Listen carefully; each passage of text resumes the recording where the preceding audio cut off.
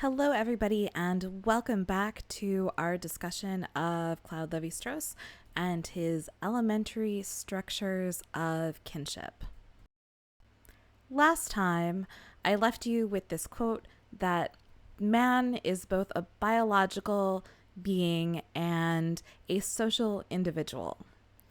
At the beginning of this course, all the way back on Wednesday, we asked with David Schneider whether the bases of kinship were primarily biological or cultural. Asking whether something is primarily biological or cultural is not a problem unique to kinship studies, but kinship studies provide some excellent examples of how difficult these two things can be to untangle for some very good reasons. Because basically, we can't ever find out by doing some kind of experiment what is natural versus what is cultural. It's very hard to hold a variable constant and just change one thing so that we can see, oh, okay, this is clearly cultural, or oh, this is clearly natural. Even the cases of natural experiments of children who were abandoned and survived in the wild don't teach us very much, because culture is a natural part of life for the human species. These cases of children who were abandoned, or sometimes children who were horribly abused, these are children who are not normal human children because they didn't get the normal kind of input that you would expect a child to get as they grow up from other people. So, for example, they will never learn to speak normally. So, yeah, what we can learn is limited. As far as we can tell, incest prohibitions are universal, which is to say that every society has some prohibition on who is too close to marry or have sex with. However, the definition of incest isn't universal, as we discussed last time. Different societies have different ideas about who is too close. Because incest prohibitions are universal, we could reasonably hypothesize that these prohibitions have some sort of a biological basis that helps to keep our gene pools open and prevent inbreeding. But Lévi-Strauss isn't very concerned about that. Rather, he says it is only in the way that incest prohibitions affect us as a social rule that it can be fully grasped.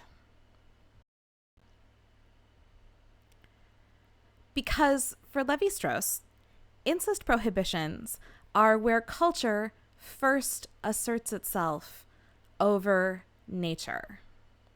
According to Lévi-Strauss, and this is debatable if you know things about biology and about animal pairings, nature leaves sex or marriage to chance. Just if you are an animal and you see another animal that you could mate with, you just do it. You just mate with whoever's there. But for humans, according to Lévi-Strauss, the first act of culture is to impose some order on this fundamental process, any order at all, by prohibiting some couplings. In that sense, it doesn't matter necessarily which couplings are prohibited, just that some are. And from this prohibition, there follow a number of other effects. So Lévi-Strauss says that the social group controls the distribution then, not only of women, but of a whole collection of valuables, because we have to make sure that women and other gifts, we're going to get to this in a minute, go to appropriate people. As we discussed before, incest prohibitions mean that humans have to be exogamous. They have to marry outside the family group. This family group can be bigger or smaller depending on the society, right? Depending on how intense the incest prohibitions might be. But one of the results of exogamy is that by leaving the family group, you create alliances between family groups. So exchanging women between groups creates the alliances, but is also part of a whole system of economic exchanges that is tied to exogamous marriage. Food may also be distributed according to alliances created through marriages, and gift exchanges often accompany marriage exchanges. To this day, it's extremely common to give newly married couples tons and tons and tons and tons of gifts. And then those gifts make the married couple indebted to all the people who have given them presents.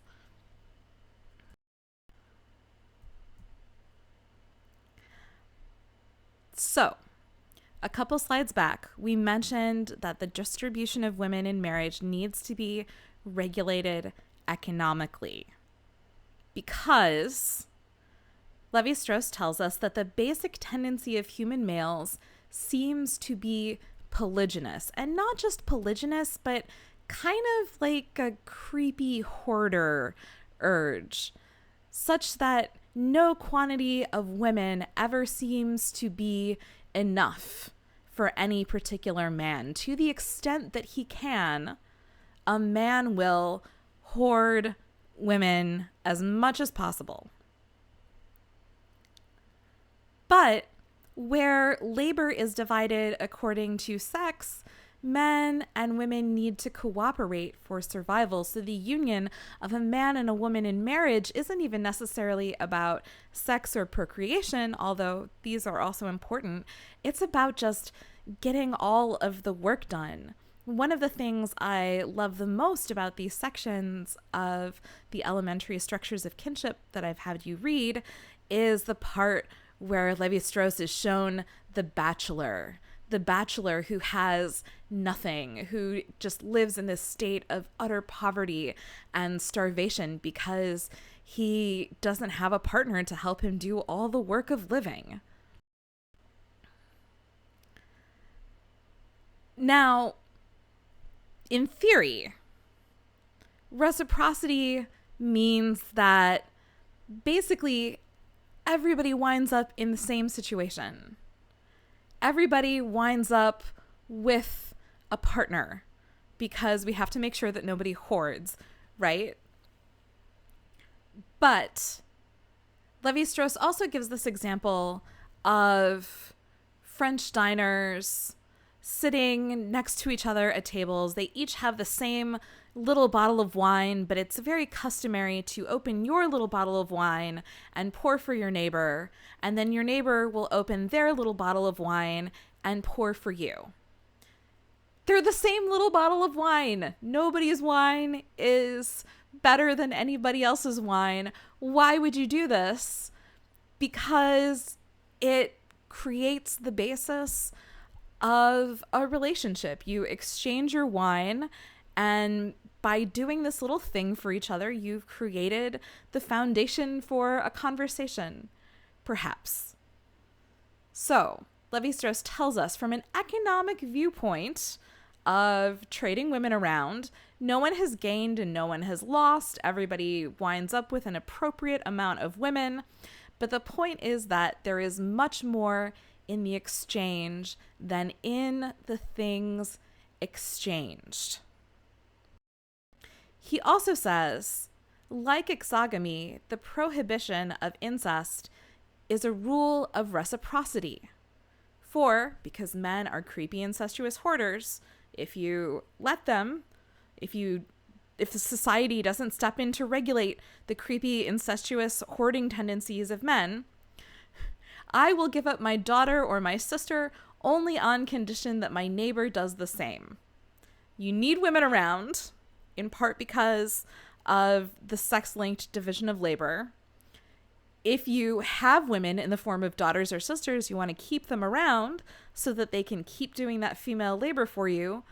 Or if everybody agrees to give up daughters and sisters in exchange for other sisters and other daughters as wives, then it all works out. But not only does everybody have a household with a good gender balance so that all the labor gets done, but you've created the foundation of a relationship because now you are indebted to each other through these gifts of women. Men become indebted to each other. Men form relationships with each other by giving women to each other. It's probably worth mentioning that, generally speaking, humans have a roughly 50-50 sex ratio, which is to say equal numbers of children born are categorized as female and male at birth.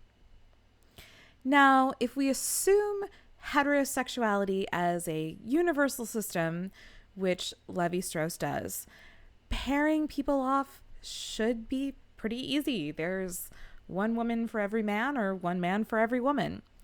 But it's actually complicated because of the gifting nature of the process and the strategy behind the giving of gifts to gain prestige, connections, etc. You don't just want to give your daughter or your sister to anyone. Rather, you want to give your daughter or your sister to somebody who has access to resources that might also flow to you as part of the larger economic exchanges of marriage. And moreover, gifts are going to continue to flow between your household and the household where you send your daughter or your sister as a wife.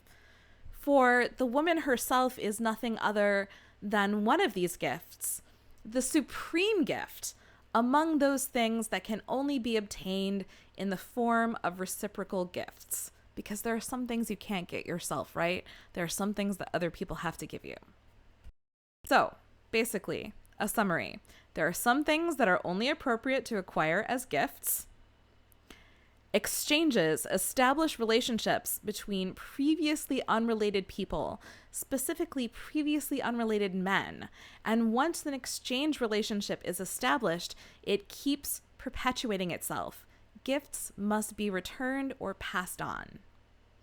Marriage, exchanges of women, is the ultimate expression of this principle. But why and how is it that Levi-Strauss can take the position of women as goods to be exchanged for granted? Finally, another thing that we can take away from this are two basic kinship principles. So Schneider takes on the earliest kinship work, which is focused on the role of descent in shaping kinship roles. And he comes away very disillusioned with the idea that descent matters. But descent comes from and is related to this other principle called alliance, which is basically marriage. Marriages lead to procreation, which creates relationships of descent. In the next generation, spouses are exchanged, which gives us more alliance, which gives us more descent, and so on. Such that biological reproduction and the creation of social ties are constantly working together to reproduce human society and culture. The alternative, at least in small-scale societies, is often war. And how do you end a war? Often enough with marriage. Thank you so much for listening, and I'll see you next time.